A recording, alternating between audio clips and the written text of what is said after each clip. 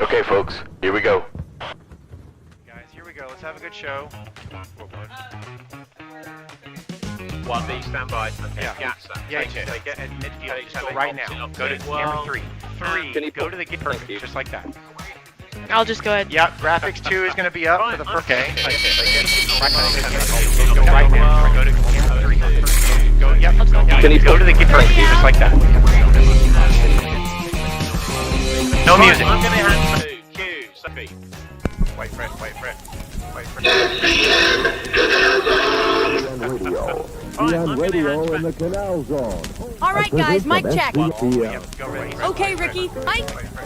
Yep, I am ready. Wait for it. Wait for it. 2.5. Willie, mic check.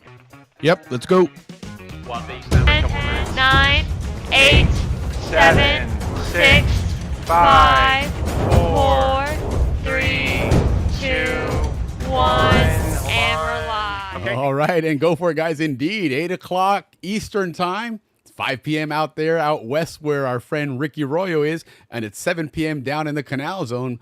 It's happy hour at the Balboa Yacht Club. Happy Friday, Ricky. How's it going, man? Hey, thank you very much. Like always, Willie, I'm very, very grateful to be part of this show. And yes, it is 5 o'clock in the Pacific, a very warm Pacific, let me add. And like everything else, thank you for being a part of our show. And are you ready to learn about the Canal Zone Police tonight? Yes, indeed. This is a great show, guys. This is something we've been working on for quite a while. Obviously, both Ricky and I have an affiliation with the Canal Zone Police. Both of our fathers were Canal Zone police officers. So really excited to bring this show out here. Like the other shows that we've done, we lived amongst this whole thing in the Canal Zone, all these different people, these different entities, and all this history. And I think we kind of took it for granted, in all honesty. And afterwards, you know, after we've left there and it's gone or going away or whatever the case is, now you really start to miss it and you really start to understand and appreciate what it was, you know. And then you start to wonder and learn a lot about how these things worked, right? Last week we had the really, really cool show where we learned how a ship goes through the locks. You know, we knew about the ships, Pacific being raised, Gatun, Atlantic being dropped, you know, but how did that actually work, right? So it was a lot of fun. And then tonight there's another continuation of that. But now we're going to learn some cool things about the Canal Zone Police, you know, things that we may not have known. And just, you know, like my dad would always say when we're, you know, talking about somebody like, oh, that so-and-so was in my platoon. And it's like, well, what was a platoon in the zone, right? In the Canal Zone Police. So we're going to learn about that now, what platoons were like, what the makeup of it was, where these guys were, what the beats were that they did. And of course, some cool stories. Always respectful and mindful of, you know, that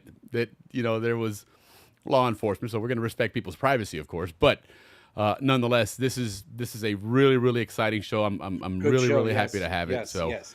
Like we always say every week, Willie and I both born and raised in the Canal Zone. Both our dads were Canal Zone Police. We welcome you to the happy hour at the Balboa Yacht Club, a podcast that always starts with a toast. So here we go, guys. To all you guys out there watching the show, thank you so much for being a part of it. Salute. yes, indeed. Yeah, and listen, guys, you know, the Canal Zone Police was more than just a police outfit. You know, these guys were involved in a lot of things in the community. I know pretty much every sport that I played at one level or another, there was a Canal Zone Police officer was a coach. So they were really a big part of the community, you know, and Oh, yeah. so it's going to be fun to learn all about that. And we're also going to be talking about something that's right around the corner now, guys. June is in a few days, and June is, you know, 30 days after that. We're right in the middle of the reunion, because the reunion this year starts on the 2nd of July. So we're basically a month and a few days away from the 2025 Canal Zone reunion. So we've got some announcements on our K-Pasta segment to go over there and let you guys know what's going on. Hopefully you've already gotten registered. If not, it's not too late. Maybe for the hotels it might be to get the reunion rate, but it's still not too late to attend the reunion. Certainly sign up with the society, get your membership up to date so that you can participate in all the functions there and help make it another awesome reunion like it always is. But we're going to talk about that and a few other things, and of course our birthdays, and then but in the meantime, let's say hello to some people in the audience out there. A Mike, lot of people on tonight. Yep. Well, Glad to he's see out you in guys. Manizales, Colombia. Right on. Okay, south of the border there. Okay, we're always talking on this side in Darien and stuff. Now we're on the other side of the border there, and then going to Panama. HP's in there from Panama. Saludos, Yes, HP. Good to see you. saludos. Yes. And Willie, get you that. know how we always get up to date info? Well, we just got a text saying that yes, you can still get rooms even though it has passed the 23rd, which was last week. Oh, very good. So Okay, there's still even rooms better. available. Okay. People watch our show, they're right on top of it. Like I said, up to date news on this. It's going to be a lot of podcast. fun, and we are going to have a show on Friday night. We just details are still waiting to be wrapped up in one of the suites downstairs, like we did with that Rams one last year. But that's going to be a lot of fun. So Steve, good to see you. Steve actually helped get one of our guests, George Tochterman, on his dad to join us, a Canal Zone police officer. So looking forward to that. So that'll be the second Tochterman family member that's been on our show, because of course Steve was on a few weeks ago with Jesus talking about Final Flight, that awesome book that we even use referencing our reporting on the people out of the embassy, right? That they got smuggled out in Caracas. Use some of those routes that we learned about on from that book and that story. That's how they. It's so funny that they use their own smuggling operation or those routes to get them out, and nobody batted an eye. that plane was loaded with. They were within the Yeah, smart. Who knows? Maybe Jesus was part of that. Never know. They're actually getting ready to roll out another book, by the way. Jesus messaged me, so we'll definitely have to have those guys back. Get him back on. And Dodd, good to see you, man. Good. Yeah, this is going to be a good one for sure. Absolutely. Looking forward to this. Larry Kopke passed. Oh, okay. Well, that's sad to hear. Rest in peace, Larry. Okay. Richard Martin, cheers, my friends. Yes, cheers, Richard. Of course, absolutely. Buggo 20, cheers to you as well. Mike Gilbert from Cedar Park, Texas. Right on. We got State Mike of Texas Gilbert, on board. Right on, yes. Heck yeah. Salute to you as well. Sherry, saludos from Illinois. Okay, they made their way back up to Illinois. Sherry's, as you guys know, she, her and Craig retired up in Wisconsin, and they sold their house and got an RV, a camper. And they've been traveling all over the country. They were down here in Florida for several months. They're doing that whole cruise around thing. So they're up in Illinois right now. Stay safe up in those Midwest, man. They got those stormy weather up there now. Mark Cicero. Mark, good evening. Good to see you. Listen, guys, that whole Cicero family is getting really, really active with putting some music out there. Some really, really good songs. He posted earlier on Facebook that one of the songs got over 1,000 plays all over the world, in fact. 70 countries. Yeah, so really, really good stuff. Congrats on that for sure. Mark, good to see you, of course.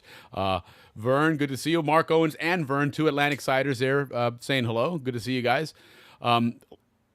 Tentatively, if we can do something here in June with the Atlantic side, that would be great. And let's make it a trifecta, 3 in a row. Tiernan and Corrigan, good to see you. Happy Friday, of course, absolutely. So Atlantic side is representing tonight. Well done, guys. Man, I like it. Absolutely. So, well, let's move things right along here, guys. Let's go ahead and get some quick announcements, because there is a lot of stuff there, not just reunion wise, but that's of course the primary thing, because again they're 4 or 5 weeks away. Yeah, a couple things coming out of the record. SCN Television presents K Paso. And now here's this evening's host, Army Sergeant Bob Foster. Good evening and welcome to K Plaza. We've got two guests tonight. First, Sergeant First Class Jim Webb. Sergeant Webb is with the 227th Military Police Detachment. He's the Kennel Master. It was a little long. We got to shorten that up a little bit. That's a little too long. It's fun to listen to, but it's a little drag. I actually forgot about that intro. It's going to go jump right I know. I into didn't mean to step over you like that, but I was K-Pasa. like, he'll get the hint after the first. All right. So, hey, guys, so we have a lot of things starting to heat up over at the Panama Canal Society. As you know, there's been a discussion, guys, going around real quickly about whether to continue printing the record or to put it online. It's still a work in progress. It's going to continue to be printed version of the record, so no worries there. But they are thinking about still, like I said, work in progress to put it online.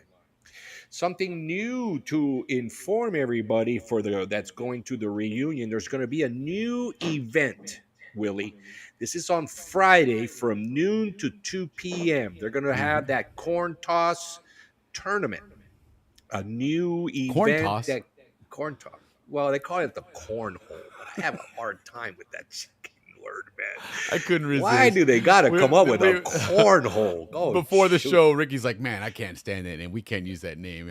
I'm going to use corn toss." I'm like, "All right, that's fine." And then we said, "I just couldn't resist. I had to throw it out there." Yeah, well, guys, there's a tournament at the reunion on Fridays from noon to 2. I imagine it's over by the pool, and there's going to be a bar for all you guys that seem to get better as you drink. And Oh, there you go. let's yeah. So the intent is to get these rivalries going. Balboa High School against Cristobal High School, Yeah. Balboa against La Boca, or Balboa against Los Sure. Rios. You Sure, don't want get to some play against rivalries. Diablo because those guys are all maleantes, but Diablo against Clayton, etc. Right on, Thank you, Dodd. Dodd, Appreciate from you. Los Rios, showing power right there. Right Gracias, on. amigo. Cheers, cheers. Gracias. Well, guys, so that's what's going to be happening on Fridays. Yep. A new event that's going to be just, I'm sure it's going to kill it, and that's good Yeah, for the new. Ralph Furlong and I registered to do it. Oh, right It's on, gonna be fun, guys. man. Right on. Good luck Yeah. for you guys. And then also another announcement for the reunion. There was going to be a last a farewell tour for Tito, the guy that does the organs on Saturday nights. He's Okay. they can't make it. Things came up.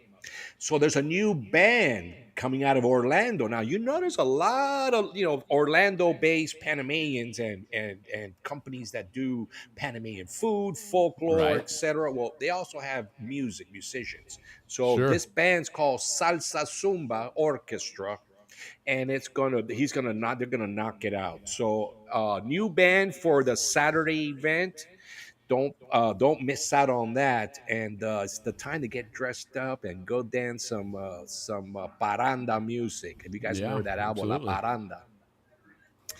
On also from the Panama Canal Society, Southern California, my area, on June 29th, the week before, a couple days before the reunion, we have our potluck picnic, and it's going to be in Newport Beach, and it's going to be hosted by David Lane, and you can see uh, his name right there, PSE on the ticker, and where to contact David Lane at 619-665-2857 for those on the West Coast that want to go to a luncheon potluck in Newport Beach, There you go. June Right on. 29th.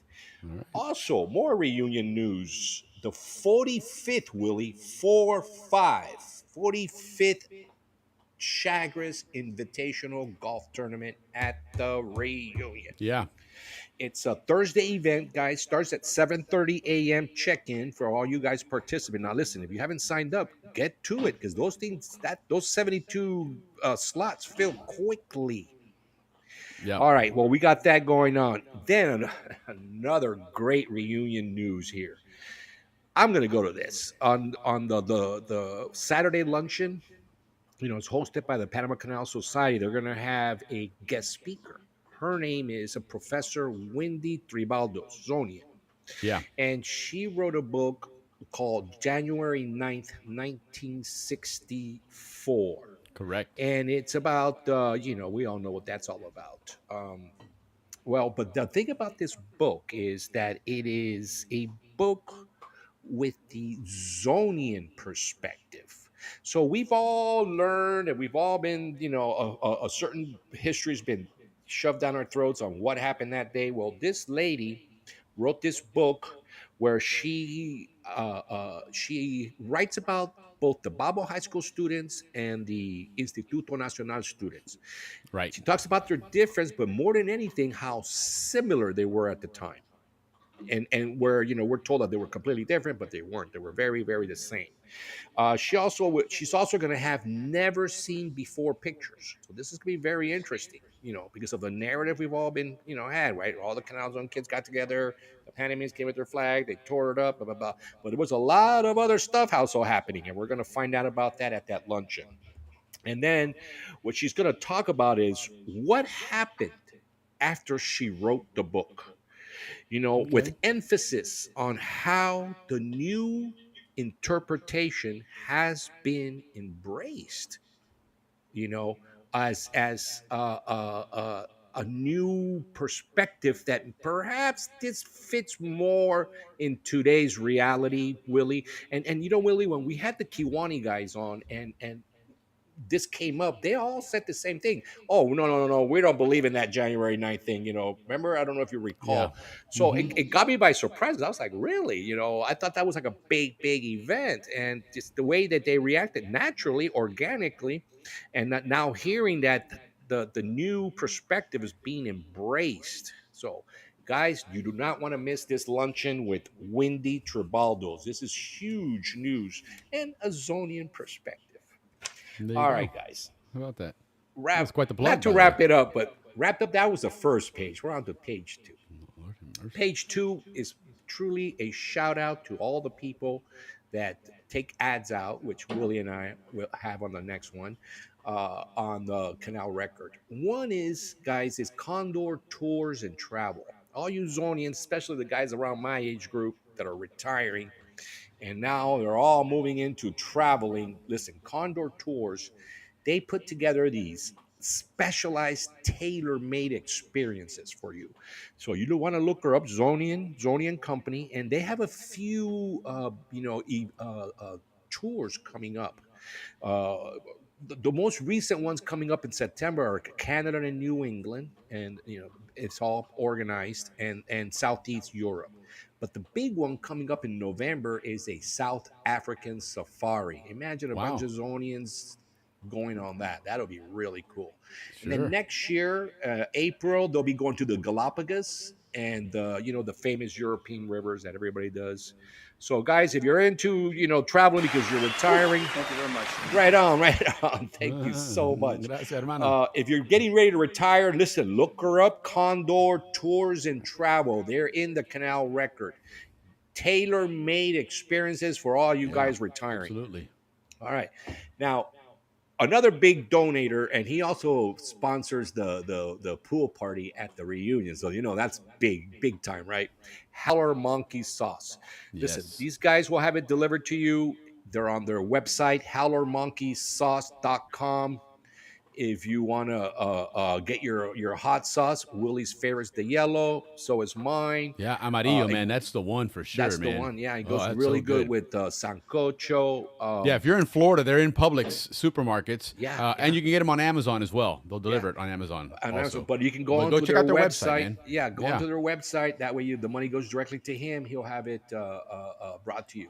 Another company that I like to talk about because I'm a big coffee drinker, and Panamanian coffee is just worldwide known as Yeah. the Michelin of freaking coffees, right? No, there's Panama, and then everybody else fights for second place. And that's you know what I serious. mean? I'm not Panama kidding. has some very expensive coffees, man. Some award-winning coffees. I mean, there's nobody above Panama. Well, Yeah, no doubt. there is a company, guys, right here, BaruHighlandsCoffee.com.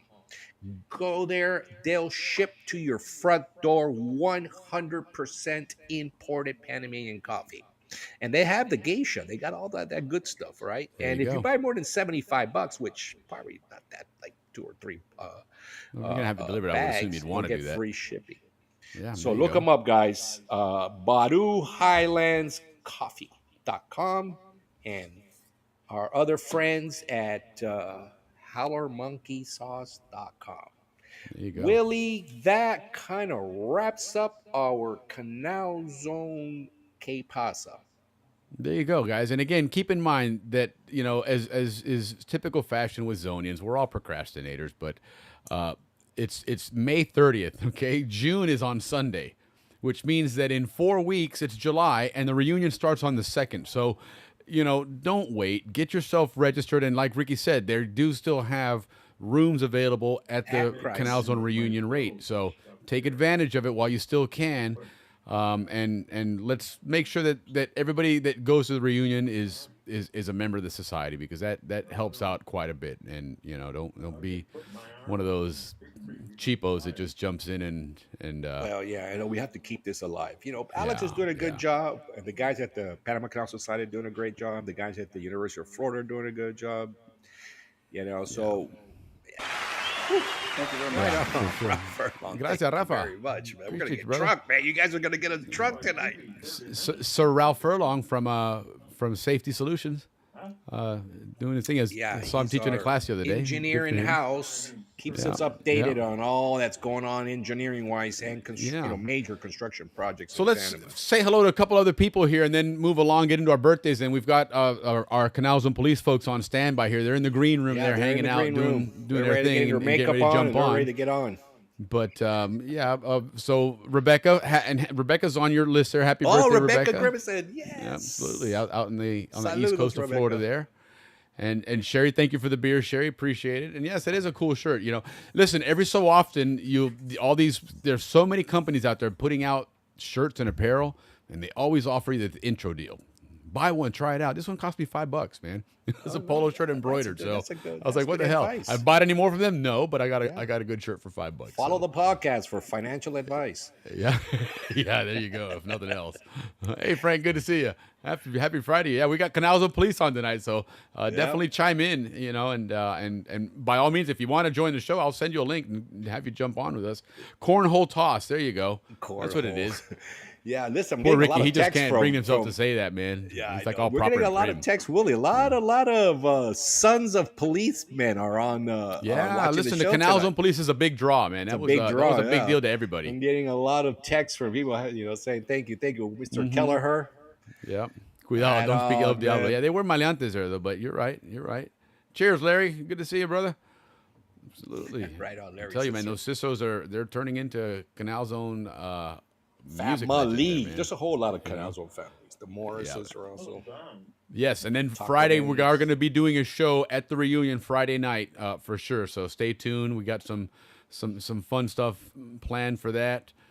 Jim, good to see you on the other side this time.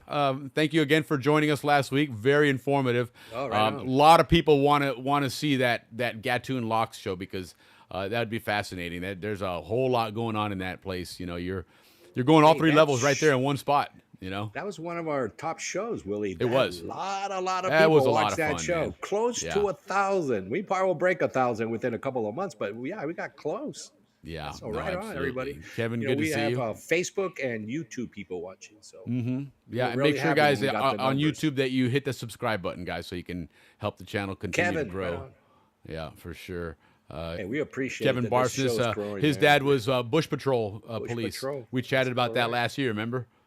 Yeah, that was pretty cool, man. So that's going to be a fun show. A lot to talk about. We're not going to get it all in one show, of course, but we're definitely going to try our best. We're going to have these folks join us again and keep throwing some police stories out there periodically because there's a lot of fun and there's a lot of history there for sure. So, yes, Frank A., absolutely whopping a TGIF indeed, man. Came up quick this time. Wow. Holiday Monday is all of a sudden the week goes by fast, right? Great podcast, Willie. All right, let's get going, man. Yeah, let's go. A couple more here. A couple more real quick. We got 3 more, and then we'll move right along so we can get it out. Yeah, it was sad news for sure. Tremenda ganga. Yeah, $5, of course. Absolutely. Us Zonians, man, we learn how to be cheap, right? Good to see you, Ray, for sure. I touched the brass rail at a police station and was yelled at by a kid.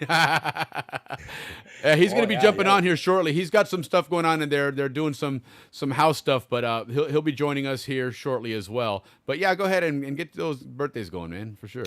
All right. Well, listen, we have some great birthdays to celebrate today. A long list. So let's do the math, Willie. 6. So these are all September babies. They were made in September.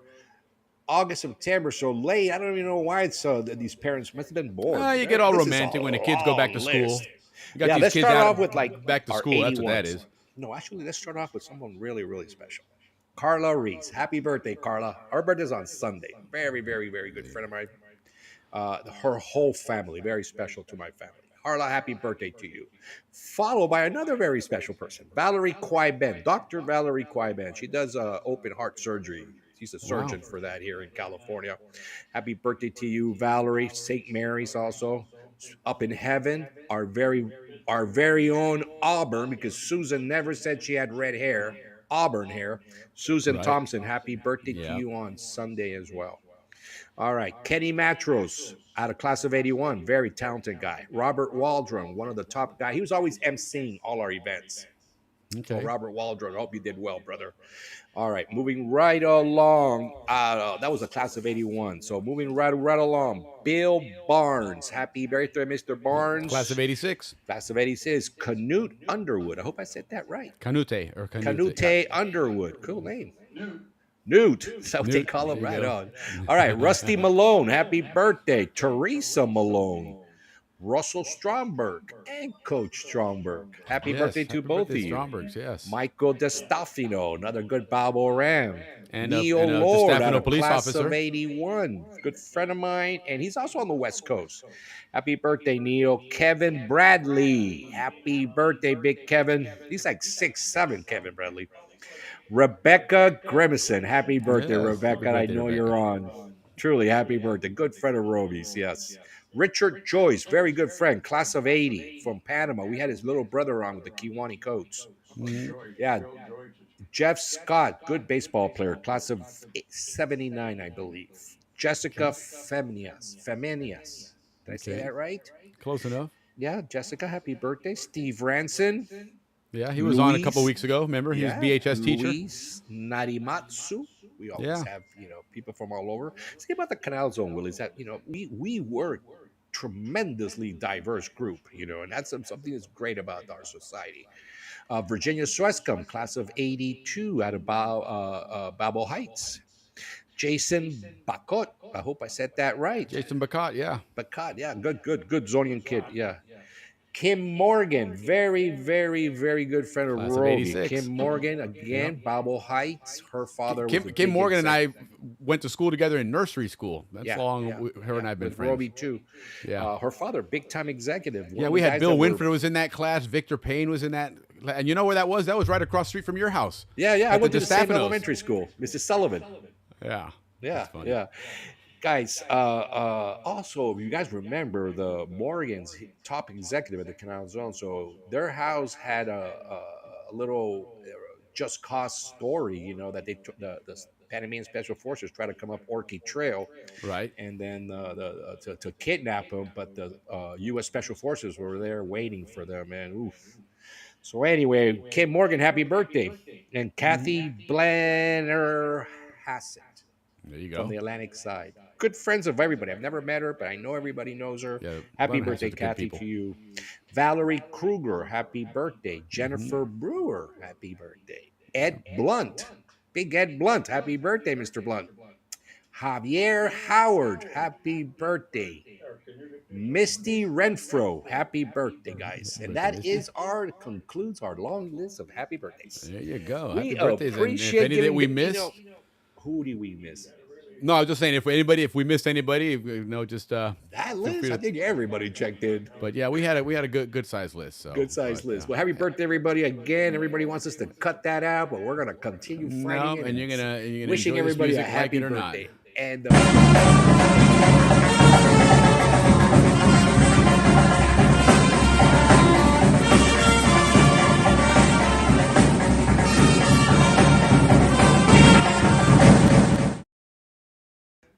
All right, and then one that I caught at the tail end when I put the song on. Sorry, Rebecca, but yeah. So is Melinda correct? Because Roby's my class 86 and Melinda's my class 86. Rebecca's class of 84.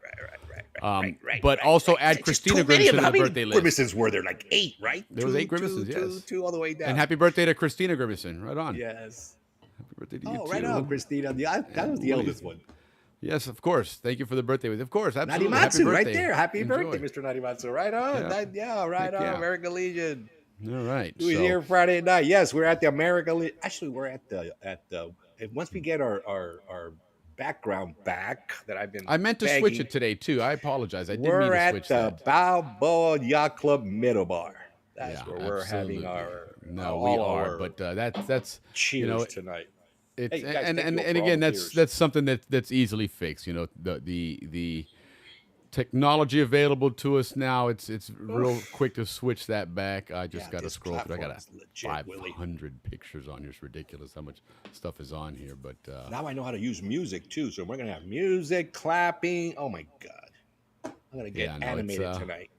absolutely. But let me go ahead and switch that over real quick here, and then from there, then of course we're going to go ahead. There we go. Back to the traditional happy out the Balboa Yacht Club. Oh, right on, Willie. Yes, sir. But now So we got that's to all it took. resize our viewports. Yeah, well, we'll figure it out. But at least we That's got actually the old yacht clubs. Yeah, listen, he's all technical. But listen, guys, now we've got our guests tonight. Our special guests tonight are two members of the Canal Zone police officers. My dad, Ron Benninghoff, and George Tochterman. Somebody that my dad talked about a lot when he talks about the Canal Zone police.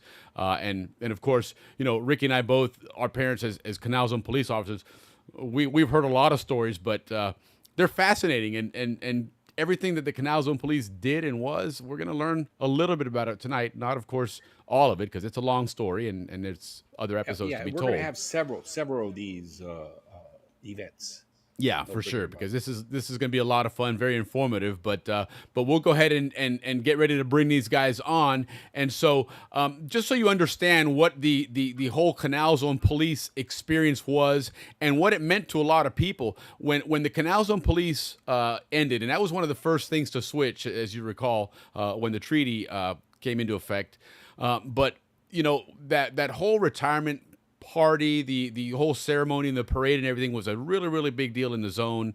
And so we're going to start with this short video here of this parade, which kind of makes you proud to see these Canal Zone police officers and what the Canal Zone was. And then we're going to bring them on and have a nice little chat here and learn everything we can about our Canal Zone police. So here you go. Enjoy, guys.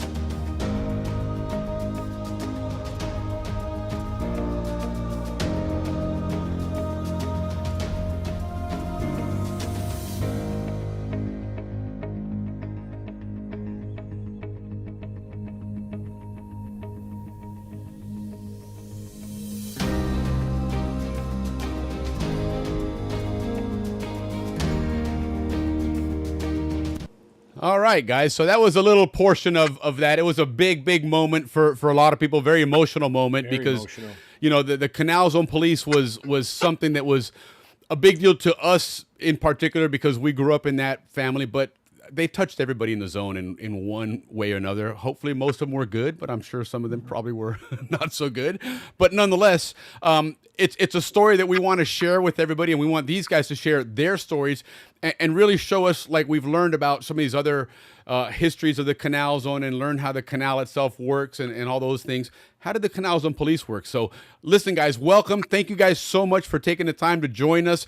George Tochterman, Canal Zone Police. George, what year did you start in the Canal Zone Police? I started in 1958, February. February of 58 until 1980, is that correct? That's right. Wow. 1958 to 1980. Well, thank you for your service. And then my dad, Ron Benninghoff, 1966 to 1982. So welcome, guys. George, tell me your history, your Canal Zone history first, and then we'll transition into your service history and then going into the Canal Zone Police, if you wouldn't mind. You want me to give you a rundown of my service and everything? Yes, sir. Please, if you wouldn't mind. Yes, I ended up in the Canal Zone via the Air Force, and that's what got me involved in just being around the Canal Zone. And I went back to Wisconsin lived there for 3 years, and then I decided to go back to Panama and join the police force. And it was one of the great days of my life. I enjoyed it, and I met a lot of great guys, and I hope I was part of it. The part most of us all liked was everyone respected us there. You can't believe the respect that the police had. Well, you Yeah. would know Oh yes. because you were involved in the police family. Yeah, So we had a bit of a bias, but you certainly could see it anyways. It always has been that way. They were looked up to, you know. Like I said earlier, in several of the different sports I took place in, there was a coach that was a Canal Zone police officer. That was, you know, the sense of community and service didn't end when the uniform came off. It seemed for the Canal Zone police. So there's something special about this, about you guys in this group here, and so again, thank you for your service, and I'm excited to hear more of your story in just a moment. But Dad, Ron Benninghoff, thank you as well for joining. I know your story, but most people don't know your story. How you ended up, joining the Canal Zone Police and getting to Panama, and your Zonian story. Well, I left New York City at about 18 or 19, went into the U.S. Air Force, and served in Texas, Georgia, and Florida, and finally then got shipped overseas to Panama and to the Canal Zone. That's how I got there. That was about 1960. Okay. And then how did you transition into the Canal Zone Police? Because that seemed to be pretty quick too.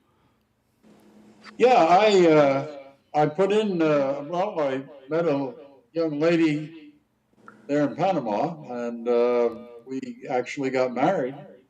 And I was in the Air Force still, and I had decided not to go. I was finishing a second term, and put in for an overseas discharge, and that was approved. So I didn't even miss a day's work. I got out on the second of no, the 15th of March, 1966. I discharged, and on the 16th of March, I raised my right hand and swore in as a Canal Zone police officer. Wow. So you didn't have a day off or anything. No. Straight from one to the other. Straight from one Uncle Sam paycheck to another Uncle Sam paycheck. Exactly. Right on. Well done. So now, George, so you joined the police force in 1958. You go back to Panama. Now, did you apply for it in the United States, or did you go back to Panama and then try and join?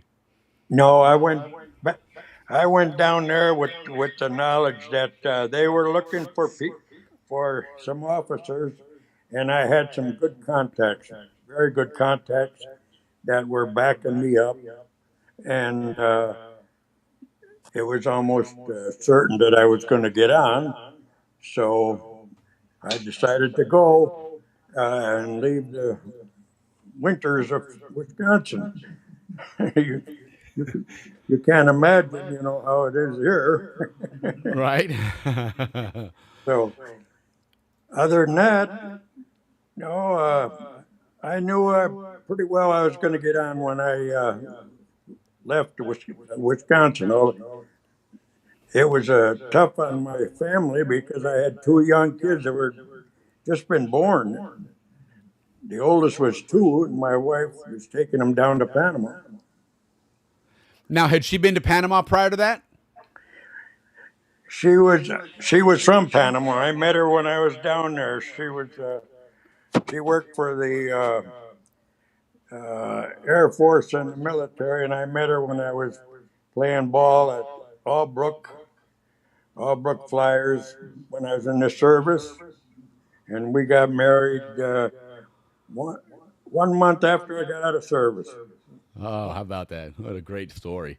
All right, so then you go back to Panama with your family, and you're joined the police force. Was it on the Pacific or Atlantic side? Pacific side.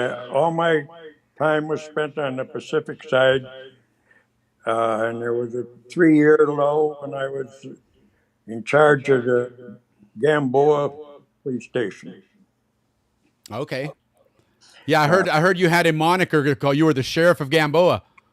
Yes, it was interesting how I got there. Uh, I'd worked out there on occasions when Sergeant Marchek went on vacation.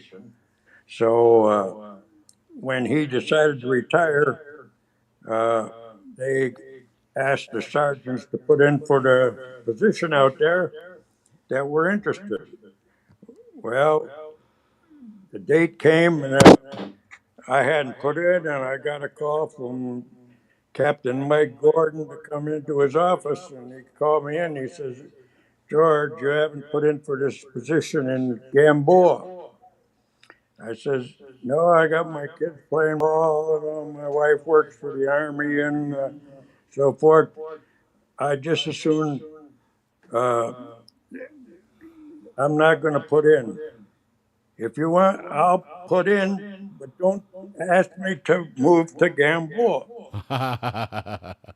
So they allowed that, Okay. and I enjoyed the time out there. Sure. Sure. Hey, I got a question, guys. The only road in the Canal Zone that had a 50-mile-per-hour speed limit was the road to Gamboa. Is that because all you cops lived out there? Yeah. No, you could speed through the jungle too, Yeah, I'll bet. toward Cologne. Perfect. But that perfect. one's the only one that had a posted 50-mile-per-hour sign. Well, I don't know how true that is, but we just got a bunch of information from a gentleman by last name Berg, and I was reading through all his things about the Canal Zone, and one of the things he mentioned was that was the only road in the Canal Zone with a 50-mile-per-hour speed limit. Now, if our age group will tell you that we always sped on that road. Now we understand why, because it was the only road that kind of had that open freeway Yeah. feel to it. Sure. Yeah, it was a little freedom there. Little A freedom. little, and like somebody put in the ad, a little palanca there helps as usual. So we can go with that. It wasn't a straight and level road either. No, it certainly wasn't.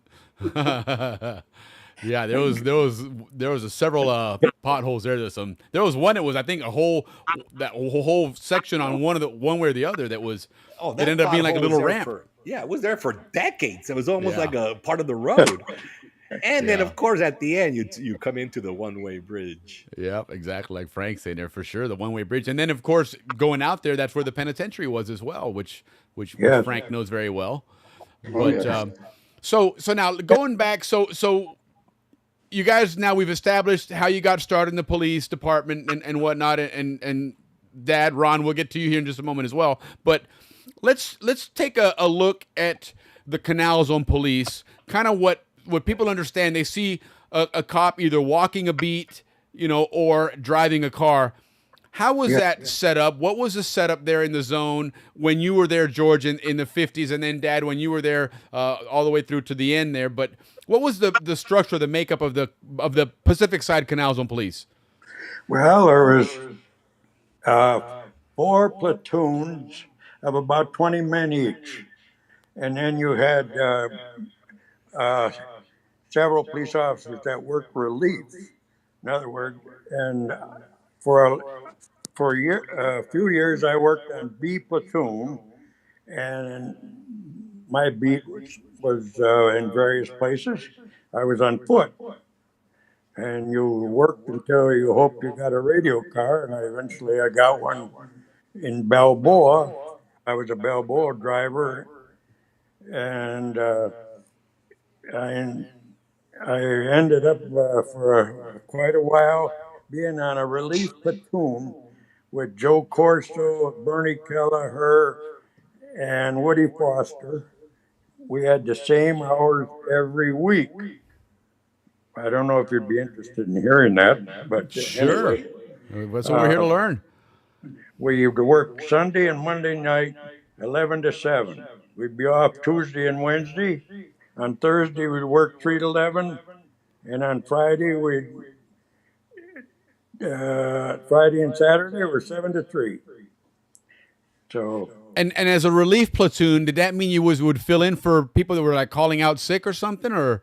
No, with the way the platoons were made up, there was always some people going on leave and so forth, so they had to have Okay. people relieving in. And I wanted to ask Ron if he remembers a particular situation that I can remember with him. Do you? No, no, You're listening? I'm listening. Let me interject though. I didn't wanted to say hello to you. Hello. It's been a long while. I didn't know where you were. I was You're in wondering if you Wisconsin. remember an incident out near Summit Hills where you and I and Lieutenant Hewson had to go deep in the bush, jungle, whatever you want to call it, to get out a wounded hunter. Oh yes.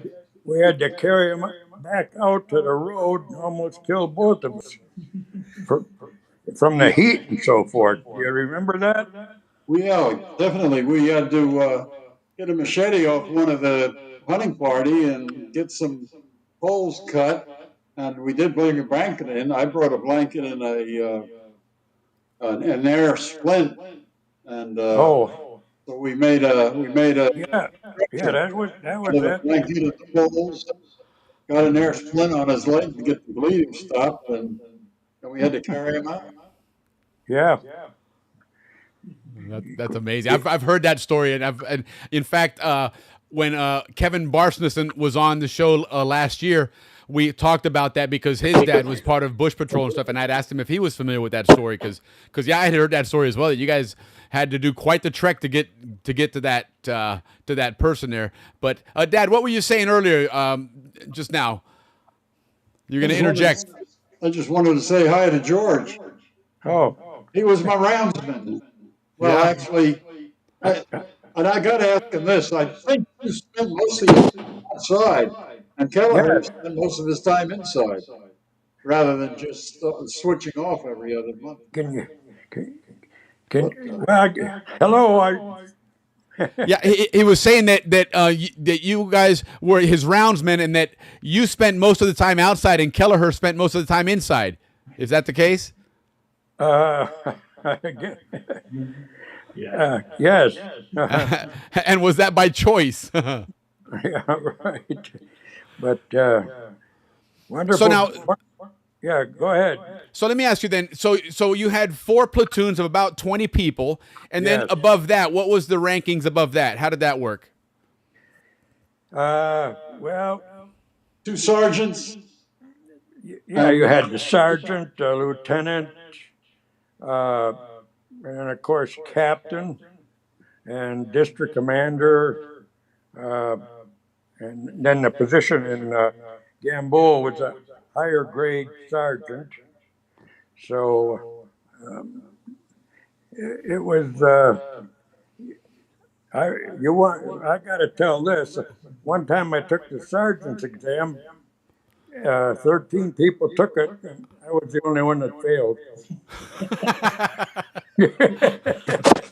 He's resigned. Well, that's great. Most people be telling us a story about they're the only one that passed. So I gotta love your humility there. So now let me ask you something like that, to take a sergeant exam. What does that entail? You know, obviously not in detail, but what are they looking for in general to pass and become a sergeant then? Well, you just had to have a general knowledge of the Canal Zone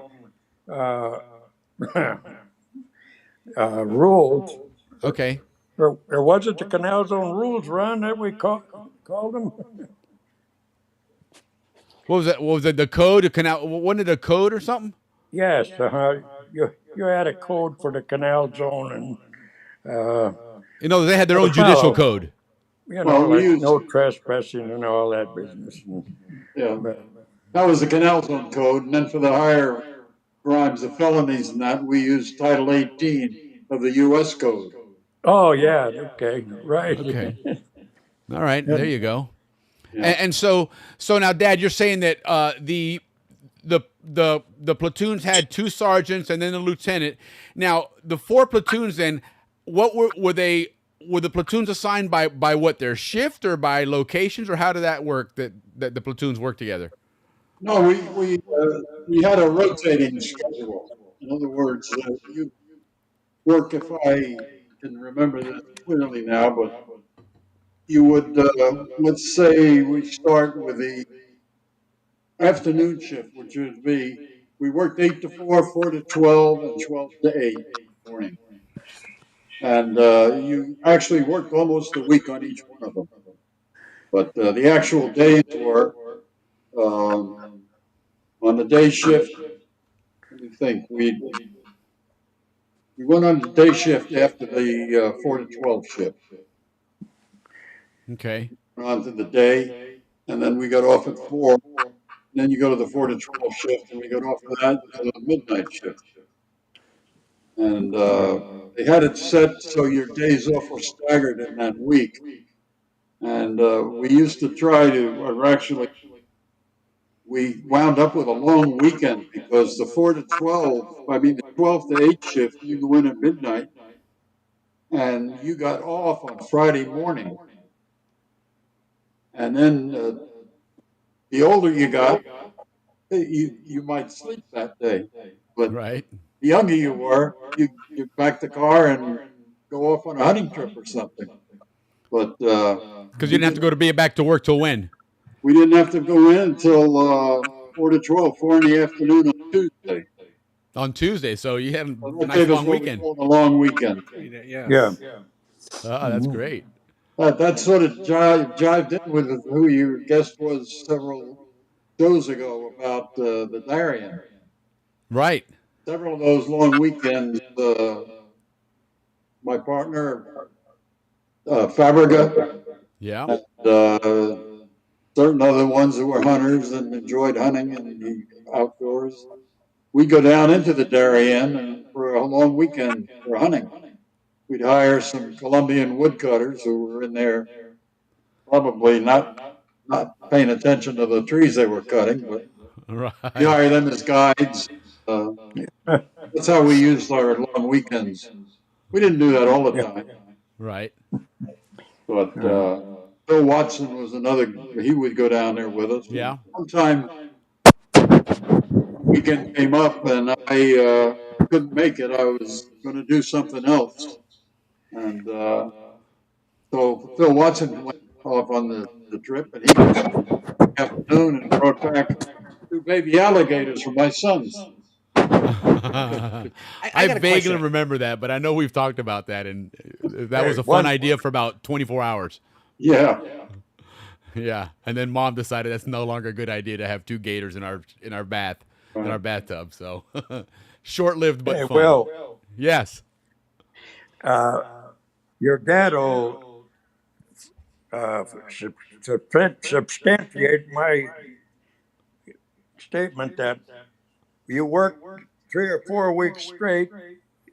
Your family was all ready to go on a long weekend, and you already had it planned somewhere along the line that you were going to the beach or whatever, or rent a Sure. cottage, and you couldn't wait to get to a long weekend. I'll bet.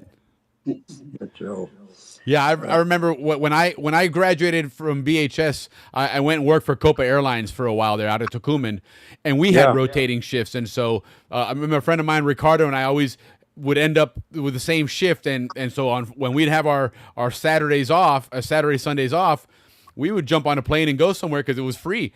And so we might go to Caracas, we might go to Bogota, go to San Jose, wherever, because everything. Even back then, the hotels were free. But yeah, we look forward to 3 or 4 weeks of working, and then you'd have a weekend off and have a great time for sure. Wasn't a long weekend like you guys had, but we took advantage anyway. So I now, might just comment on the picture that you're showing on your screen. That's Yeah. me, and that's right alongside of the Tivoli Hotel. And that was during probably during one of the 60 riots. And what I'm doing is photographing the crowds down on 4th of July Avenue in the valley between the Tivoli Hotel and the Marinol sisters. okay. Yeah. oh, very good. That's taken. Yeah, well, Obviously, before my police days.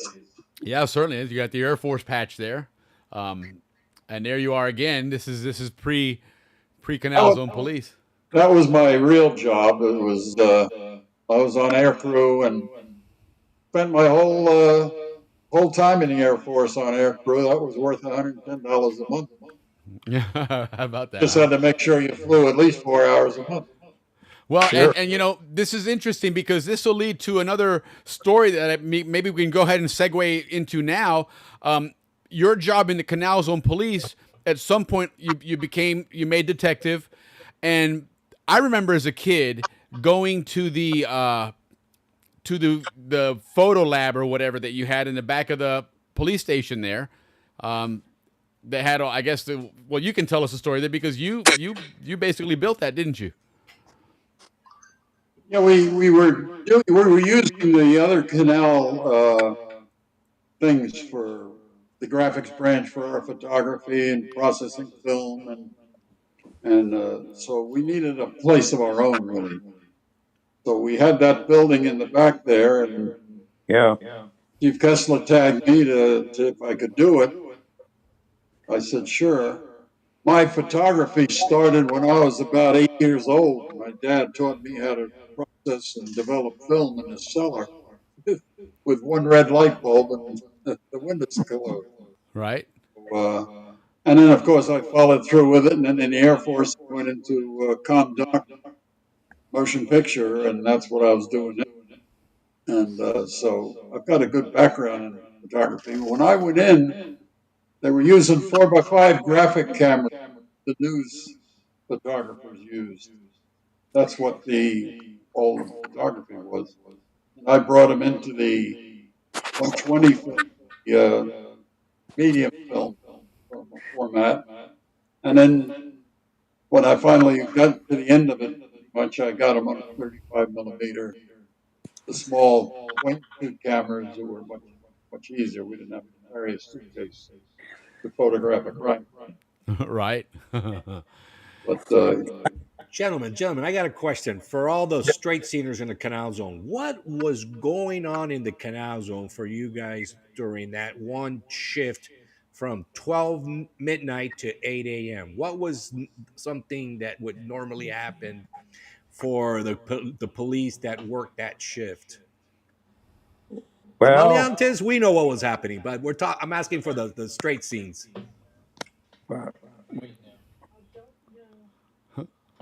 Like, what would some of the what would normally happen at that hour? people that drank too much would end up being on the road after midnight. That was So you were looking for drunk drivers. Depended on the moon also. Hey, and real quick, guys, we have another guest joining us. I'm getting ready to bring him onto the stage here. Kenny Gall is going to be joining us here. He's late arrival, but another member of the Canal Zone Police. Kenny, welcome aboard. Well, hello. Is old man Talkerman still awake? yes. Hello, Kenny. Hey, buddy. You guys realize you got a living legend there? Indeed, we do. Indeed, we do. I'll tell you one thing, Mr. Talkerman there, buddy. He's famous, and not for being on the police force. He's famous for softball. Softball, yes. They still have the Talkerman rule. Everybody hitting a foul ball. You only can hit 4 of them now. You can't hit any more. That's one man that stood up the bat for over an hour one day. Delamater got very mad. Yeah. So they had to put in the rule. I made a lot of them mad. That's great. That's awesome. Well, Kenny, give us your when we got started here, where everybody was giving us their background, their Canal Zone background, and then their Canal Zone Police background. So let's get you caught up here. What's your Canal Zone story? The Canal Zone story came down when I was 6 years old. Started off in Balboa, and then worked our way up. Diablo, Balboa, Diablo. And then also, you had your regular summer jobs, working on the locks as a carpenter, which I was not allowed to touch a hammer, but that's a whole other story there. And then worked with Ed Capablo. I don't know if you all remember him. Balboa Elementary School as a gym teacher. Okay. And Leon Catlett and Steve Carroll, Eddie MacArthur. We were out one night and we decided that it's time. We're graduating. We're in, junior college and stuff, but we're ready to go out of the zone. So we all went down and got our Panama Canal Zone tattoos on our arm, and we were heading to the pipeline up in Alaska. Panamanian boys going to Alaska. Yeah, that was going to work well. Yeah, it didn't go over good when my father found out about it. And the following day, I got a call from Mike Gordon. He called Ed Capablo, actually, and Ed said, "Hey, got Mike on the phone. Get in here." And I talked to him, and he said, "Come on down for an interview. Join the police force." Okay. I don't know if there was a little hanky-panky going on there or what, but somehow I was hired on the police force. There's a lot of things we refer to as the Canal Zone way, and we leave it at that. Yep, and that's about what it was. I remember the first day going down there, I sat down on there. They had the little couches that walked in, sat down for my interview, and who was it? Lloyd Spradlin came walking in, just shook his head and goes, "Oh my God, you want me to call your father or your brother?" I said, "No, I'm here for an interview." And they all started laughing. It cracked up the whole platoon during shift change. But you did. That tells you how they felt about him. Hey, they knew they just didn't have to chase me no more. All right, that's it. You're on their side now. Okay, so now you took the interview and you get accepted. Yeah, what's the next step then? Is there like that's an academy? Exactly. You do the training. Okay. You take the interview. Obviously you pass or whatever, or fail, I guess, but pass, and then join the police force, and you go through the training. What's the training these like? Guys, the training, it wasn't all that long or whatever. The one memorable part I had was Wheeler. Sergeant Wheeler had us going over to the YMCA at lunchtime and getting our butts kicked by some little Korean guy in martial arts. He just, every time you thought you got tough and strong, he'd kick you in the stomach. You almost puked. I remember that one very well. But you may have appreciated that skill at some point. Yeah, you train on a lot of stuff. We had Title 35. We had, maritime law and everything. These original, not me. The older guys, all of them. I want to say they probably all had master's degrees. Very intelligent. Every one of them. All your fathers.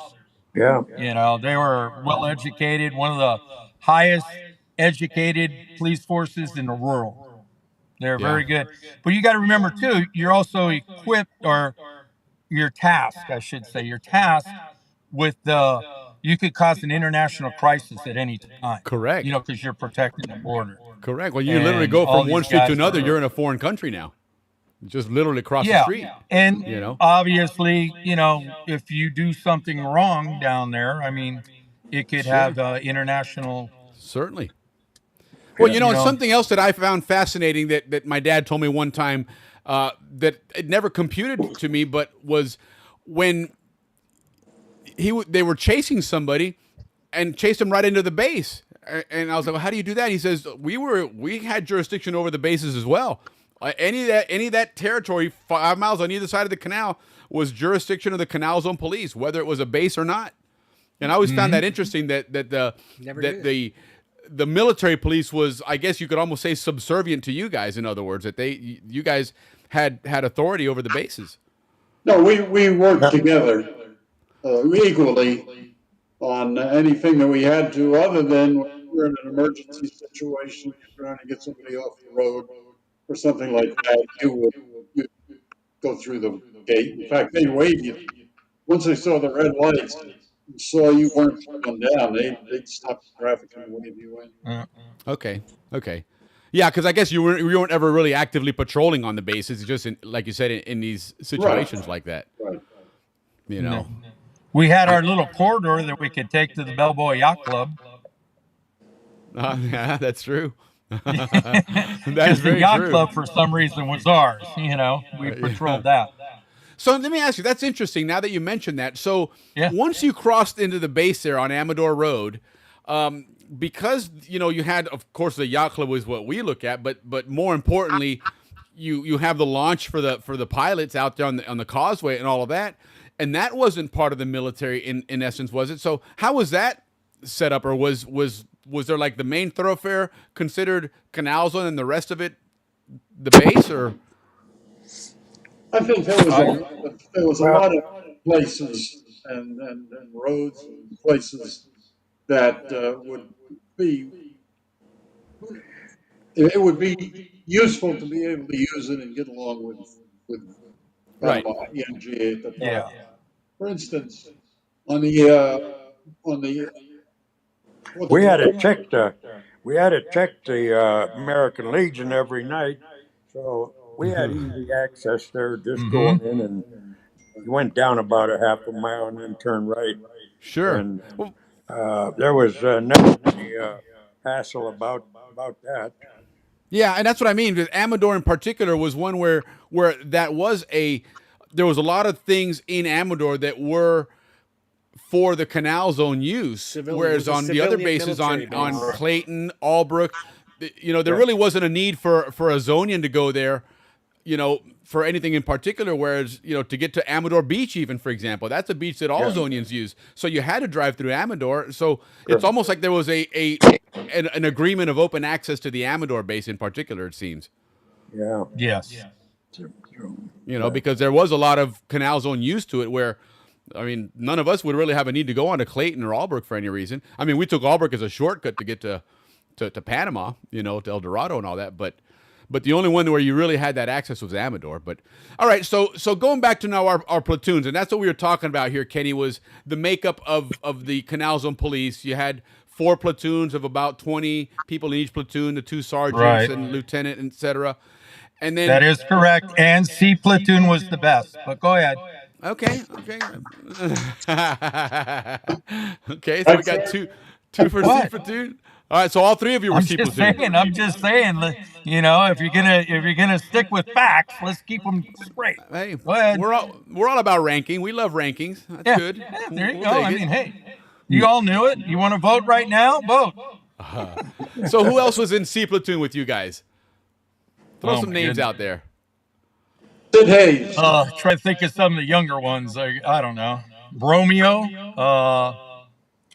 Dolan, Eddie Dolan's father. Yep, Ed Dolan. Ed Dolan. Like I always say.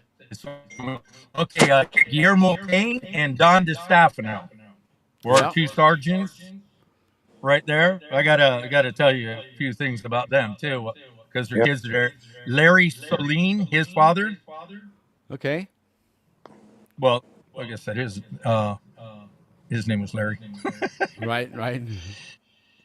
Let's see. What? I got to remember everybody that's on my platoon now? No, that's good. That was good. It's cool to hear the names, list. man, because a lot of those. Huh? Yeah, we I'm hear a lot gonna of have those. to start going, street by street. I had Helen Calvert was there, which is very important, and also John Lee. They're the younger ones that were on there with me, my age, I should say. That's funny. But Ricky, you out there? Yeah, I can see you. Yes. Ricky met me at the airport one day and got me in a lot of trouble, but that's beside the point. He brought me home, and I got you to the Helen diplomatic Calvert was room. supposed to pick me up, but that's okay. Instead, Ricky decided to bring out the limo and pick me up, and we didn't make it home. It was like a 11-hour trip from the airport, and it was daylight by the time I made it home. Was that Frankie Hertz limo? No. He came in at Tokumen, and back then Aristides was president. So all my buddies that would fly in, I get them to the diplomatic room, and then they didn't have to go to aduana or anything. So you get drinks and wait. They bring your luggage, and then you would park right at the front, and then be able to go home quickly. It was a Zonian way. privilege. It was an adventure. That's funny. That's good. Dad, what about you? Who are some of the people on your era there, the platoon C? Well, Obviously Fabrica. Oh yeah, we were partners. So that was, I believe, the only two-man car was the Boundary car. That was car 59. That's where it was on 4th of July Avenue, the Boundary. Okay. And Roberto, he was my partner Cooper. there. There was one American policeman and one Panamanian. Do you remember George Myers and Cooper? Yeah. Lewis Cooper? And then Lewis earlier, Cooper. Yeah. a guy by the name of Sid Hayes. I think he had a single-digit badge number. Oh wow. So he was, and he had a permanent beat at the Tivoli Hotel. That was his. Is that because of seniority? Oh yeah. Yeah. Hey, Willie, we got a question here from Kevin Barsness. Oh, Where did the Bush cops? Go ahead. No, yeah, go ahead. You got it. Where did the Bush cops fit in with the platoon system? Yeah, George, where did the platoon cops fit into the Bush cops fit into the platoons? well, they had enough. They had 4 or 5 that they had to arrange to have someone on patrol all the time. Now, bear in mind they weren't working the bush during the day. I mean, at night. Right. Unless they had a particular work on. But Mac Hicks and Don Wilson and all those fellas, they loved that the way it was laid out. But they had to work sometimes on weekends. Oh yeah. Okay. So every once in a while, they got to put on their uniform also. Yes, that's right. I know when they were Every time somebody escaped from the penitentiary, they were out there. That's what Frank Dupree said. That's what his job was. He did plenty time in the jungle hunting convicts who would escape. They had the National Institute down right off of 4th Avenue, and they would get all wound up sometimes and be demonstrating and carrying on. So it was a day shift. Went to work, and I guess they had put the word out for the Bush Patrol, be prepared to go out in uniform. So okay. We fell in the ready room and got our assignments. And the lieutenant said, "Benning up and Barsnett, you guys stay in." So we didn't go out to our beats, and he didn't go out to the jungle. So they said, "We want you to stand by the front door, both of you." We were the tallest and the biggest guys on the platoon, so 6'4" each. Show of force. That's what we done. We stood there by the front door. 2 guards. Okay, well, hey, optics makes a big difference. So now these guys were in their regular shifts. Then was it like a big group that was broken up, a few in each platoon? Is that how that worked? No, they worked on their own. They had their own meetings and. Oh, okay. They weren't in. So they were almost like a platoon of their own, just smaller. Exactly. Yes. Okay. All right. And then how many? Again, just on the Pacific side, how many different areas, or how was it broken up? You know, where who was patrolling where and who was walking where and all that. How many different areas did you have on the Pacific side? Well, you could go by the car numbers. You had you went out as far as Peter Miguel and Pariso was the furthest out. Then you had the Diablo car. Then you had the Balboa car. You had the Ancon car. You had 4 traffic cars also. Yeah. They covered one of those covered the west side and of the canal that head up, go to Arahan in that area and around. And then you had work with walking, of course. I remember. Out by Veracruz, underneath the bridge. Yeah. I would say the sections were set up depending on the amount of crime that was being committed there at some juncture. you know, Okay. So where you it would was beef more up one needed. area over another one. Yes. Okay, that makes sense. All right, and now when we talk about walking the beat, yeah, is it 8 hours of walking and just really just walking around a town? Yeah. That's When right. Well, let's start from the 50s, go to the 60s, and then go to the 70s here. So George, George, walking beat in the 50s, what was that like? What Give us was a it typical like in the walking beat night. 50s walking? Yeah. Well, well, it's the same, I guess, as it was later on, but I started out walking a beat. You got used to walking.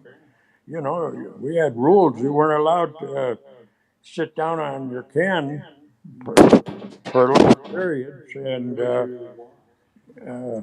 so you had a long section to walk around all the way down to Balboa High School, around that, the high school, and the maintenance area down on Roosevelt Avenue and so forth. You had plenty of space to keep you busy. I mean, to keep you walking if you. Sure. So. And now, and then, I guess right, similar dad to you in the 60s, same thing I would right imagine. on, we didn't have the communications we had later on. Uh, I'm not sure if I carried a radio when I first started because I walked Herrick Road. That was a walking beat. And that was all up Herrick Road was where the doctors and nurses lived, then all of the hospital. Okay, And that was right once parallel to 4th of July. yeah, and that was you had a key and you knew where phones were. Yes, Now that was it. sometimes you'd get like the limits booth. They had a phone there that you could use, and the other places had boxes you had a key to. But then when they finally did get the communication going, the radio was about the size and about the weight of a brick, Okay. and you carried Yeah. that on your belt. And but then as we went on, things got better and better communications. Then we had channels, which if we wanted to talk quietly to somebody, you could switch to another channel. Okay. Things did improve. Yeah. Okay. And Kenny, what about you? What was your walking beat? What was your most memorable walking beat? Most memorable walking beat would be the Gavilan area. Okay. But yeah, we had that, and you had we were stationed along the boundary line, the border line. You had the limits, which is at the foot of the bridge, Yeah. Bridge Americas, that's Ferry Bridge, and then up a little ways there was another one across from the Napoli. We Yeah. had a little guard shack, and we also had the bus terminal down there by the Taylor Triangle. Ancon area and stuff. And you had a walking beat for Ancon itself Right. back when I was there too. So, you know, you had to, even though you had these stationary ones along the limits Right. or the boundary, I should say, boundary lines, you had other ones throughout the different town sites or whatever. But your inner town sites, Diablo, Cardenas, and all that were, Los Rios were patrolled by a vehicle. Gamboa Okay. Gamboa had its own police station though, and Sure. you know, when I was there, Wells had that one. Now, is that still was Gamboa still considered part of the Pacific District? Yes. Once it had its own station, though. Yes. Okay. Mm-hmm. All right. Interesting. And then now, what's That's when I came on. That was the only housing available was up on the ridge in Gamboa. Yeah. That's where okay? you went first to live, and then worked your way out of there. That's interesting because Ricky and I always kind of laughed at Gamboa as kind of like the cool place to live, I guess, as kids. But I guess for parents, you're like, heck no, that place. Yeah, sucks. because you had to go to work a half hour or more earlier. Yeah, that's true. Yeah, that's true. And depending on that red light on that bridge, you may add another 10 minutes. But so now you had the penitentiary over there by Gamboa, and then of course you had the jails and the police station there. How was that set up, and what were Hello? the jails in a police station? Were they more temporary, and is that the case, or how did that work? No, they were very solid, very good bells. I mean, like temporary housing. In other words, if someone is in there, it wasn't like long term. Oh, No, no, definitely That's not a long court. term. If you're, Well, you know, there are more holding cells too for the courthouse, They shortened the game. Okay. and and your drunken drivers and that overnight, and your regular arrests, Oh, and that's where the then drunk sentenced drivers or ended whatever. up. Yeah, you go to the penitentiary, or Sure. obviously even kicked out of the zone for that matter. Yeah. Yeah. Gee, I should That have had makes it sense. like this where I could have seen the pictures. Now, yeah, we're you on the jails, particularly in Balboa, the jail there, it was pretty well organized. They had separate units for general population. If you had juveniles, you had a separate section you put them in. You had a woman, you'd put them somewhere so somebody else could get them where it's situated. So it was pretty well organized. Where is the gear? I'll hit it yeah. again. Get the, Let's see what's happening. Yeah, sorry, a little technical difficulty. Gamboa was interesting because in a career of police work, you work your way up through the years and the ranks and the beats, and the walking beats, and then the vehicles and cars. But you worked at other places. They would assign you. I've done a couple tours out at the penitentiary, and worked in the shops out there with the people. I actually brought a crews in of welders, and we reinforced the security of the Balboa police station, and put up gates and things like that. So you got a little bit of all of it. Sure, sure, and that probably made sense. They don't want you always stuck in one area. Yeah. Now, when it comes to, we're obviously going to respect people's privacies and whatnot, and we're not going to, bunch of gossiping and wow, incredible stories. But there are some funny stories, some things that we can look back and laugh at now, and sometimes maybe we can do it and get away without naming names. But what are some fun stories? I know people in the audience are dying to hear some fun Canal Zone police stories. Maybe some harmless, stupid things that some of us did. Because I've told a story several times of myself. Got the bright idea with my friends when we were living off of Amador Road to take our skateboards and ride down the off-ramp of the bridge with all those traffic, trucks and everything. And next thing you know, there's a Canal Zone police car driving up the one way in the opposite direction to put us in the car and take us in. And when I tell them that my dad is Sergeant Benninghoff, they're like, oh, okay, well, we'll just talk to your dad then. And so there was a lot of those kind of stories and some other stuff. So Kenny, what was some of your Whoa, you don't want to know mine. Some of y'all are still alive. Some of you guys. I say we can redact the names and we can redact the names. Back then there was a lot of individuals that like to smoke marijuana, and without using any names, one of them did get arrested. And I got to tell you, there's two stories to this, actually. I put him in a squad car with a bag of dope and a pipe. Took him to his house. There's a party going on. Knocked on the door. They all invited me into the party. But of course, I said, no, I just need the daddy to come out here. Daddy came out, and I told him what I got. And I said, keep this quiet. You take everything. It's never happened. Or I take him in and it's a federal arrest. You got to understand, we were federal police officers, and that's really serious, Okay. Any of those offenses. This is, state and local is something different, but we were federal police officers. And right away he told me, he said, hey, Ken, I'll take care of it. And I said, good. That boy got smacked. Never even made it into the house.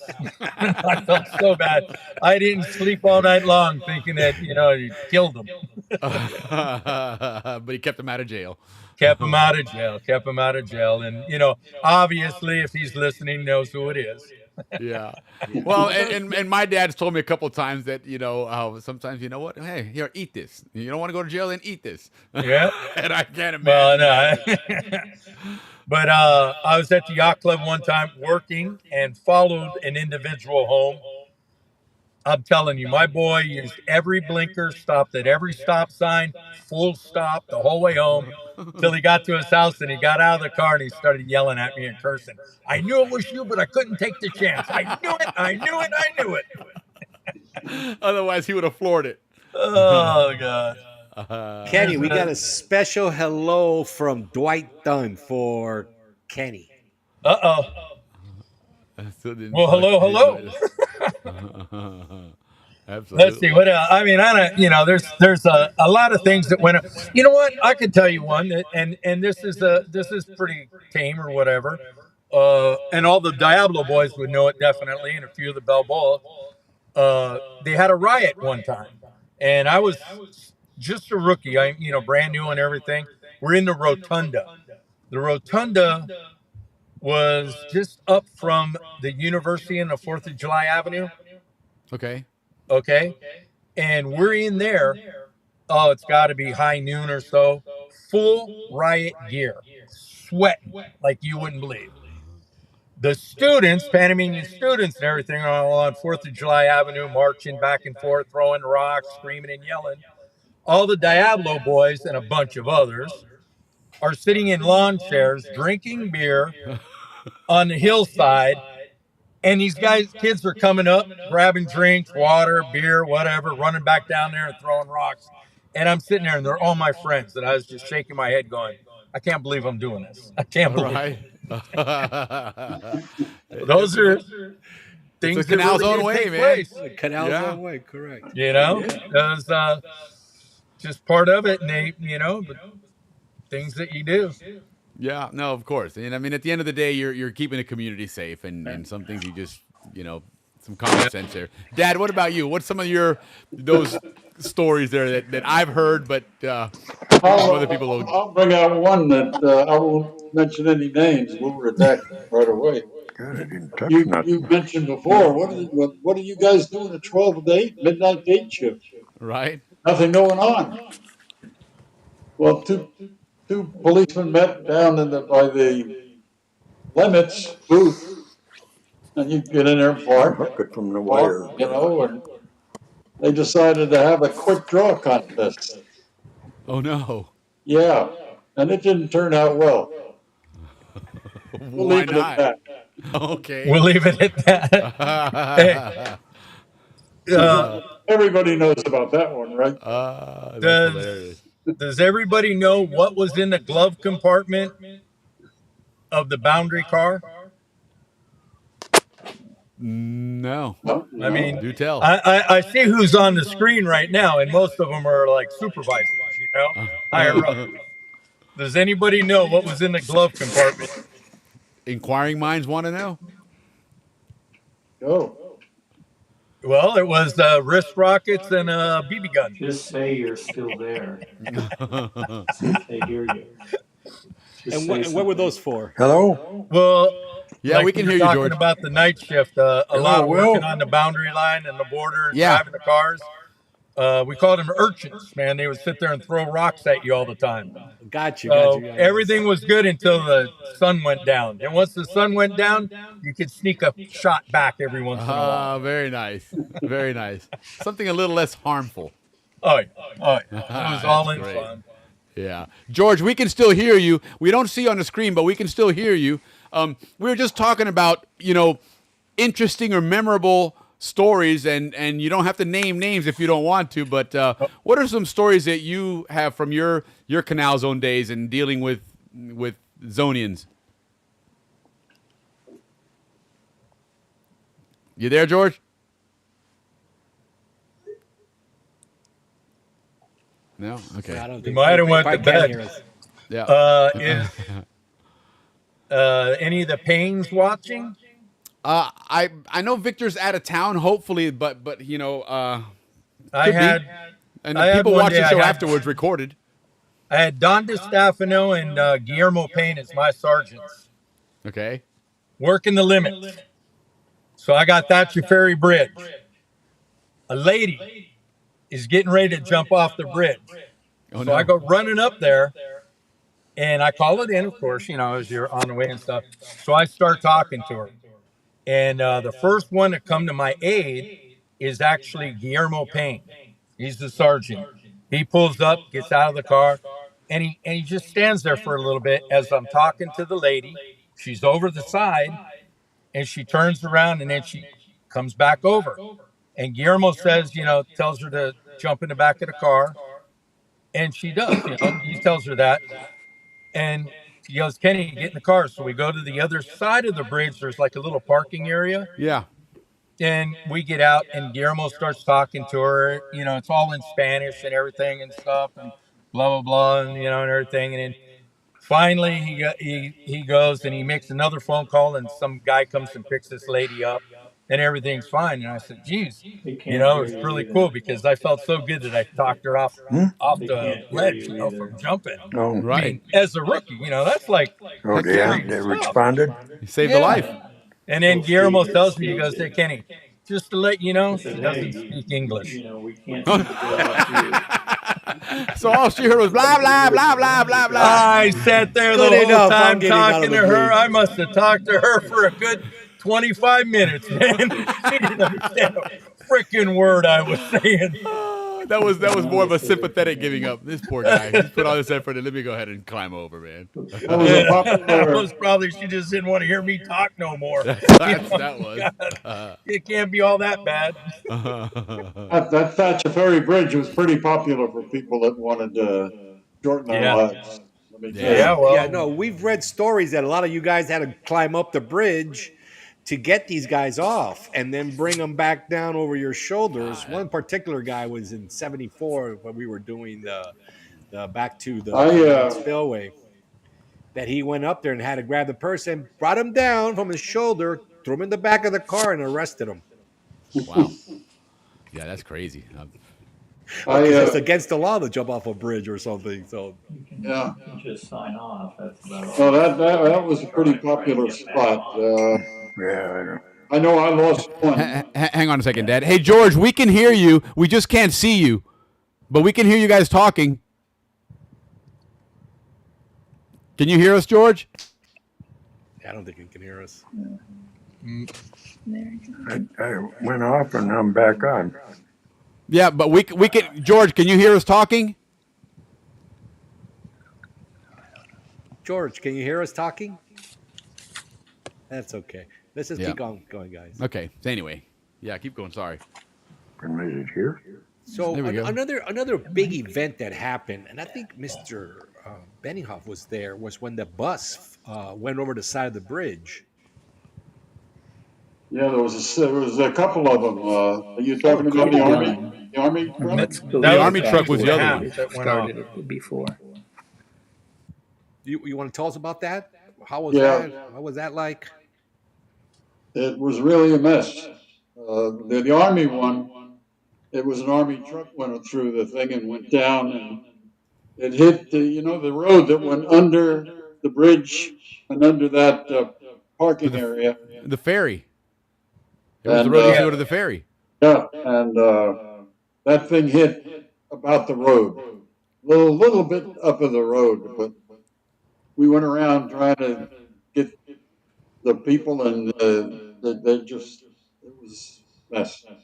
Yeah, it was sad. It was bad. You didn't have to, you just had to touch them a couple times, and everything moved the wrong way, and you're not going to help him. Go to the next one. Yeah. Melvin Yeah, O'Year was working that, and he had just went by and he called it in. And if you, I don't know how we'd ever do it now, get the first transmissions of it. He radioed in that it was a Jeep that went off the bridge. That's how smacked a deuce and a half was. Right.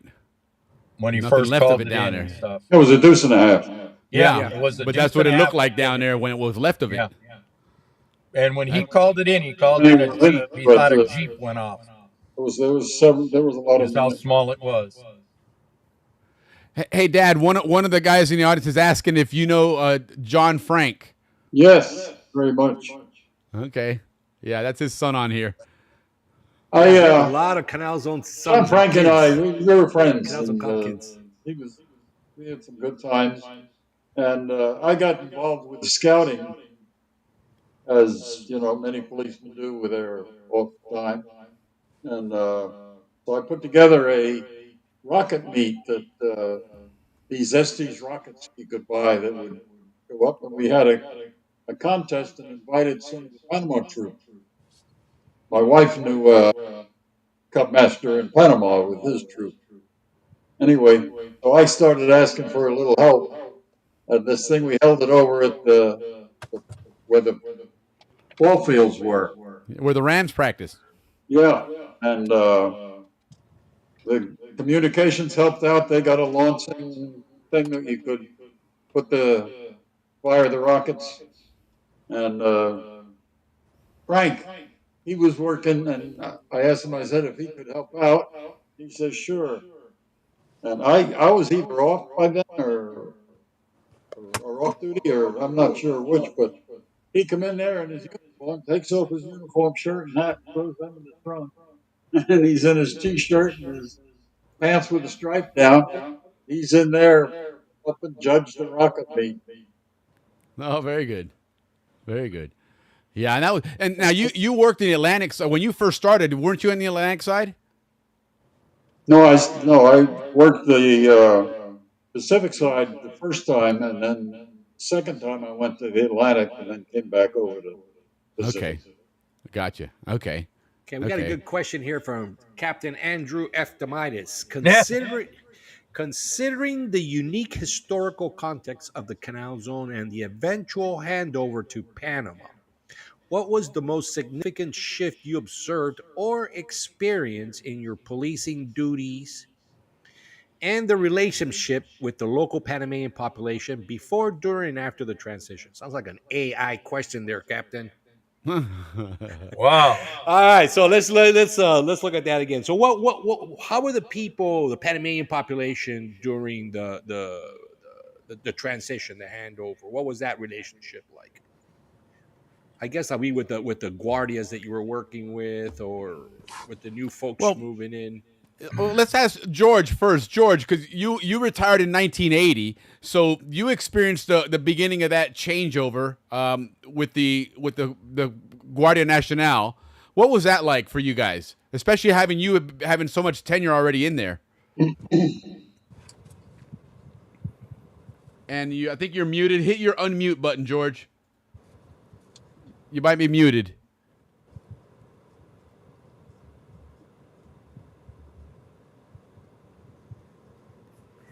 Actually, yeah, now we can hear you. Go ahead. Lieutenant at that time, so it didn't affect me that much. And I was working at police headquarters at the time. And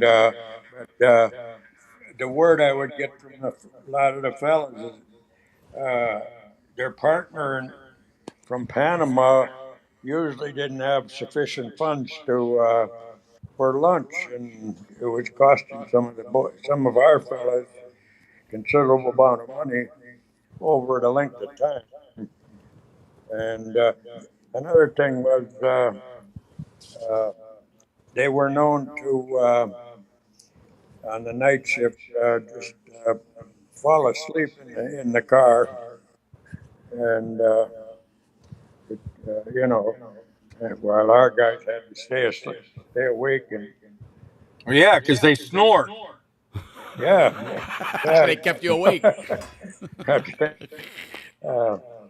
So it wasn't easy, and those fellas that were first assigned thought it was a great opportunity because they were away from their commanders over in Panama. You know. Sure. So anyway, probably a big culture shock for them. Dad, what was it like for you with that changeover? Well, it was pretty well put together to build up to it. We looked at it ahead of time, and we set up meetings with. In fact, they brought a National Guard major in, and he stayed in the Balboa police station for a while. And during this, also we had classes. They set up training both Panamanian and Americans that were going to work together through this period. I think, what, about 3 years, 2 years? Yeah. And so we worked together. And so we sort of eased into it. I don't think it was hard for anybody.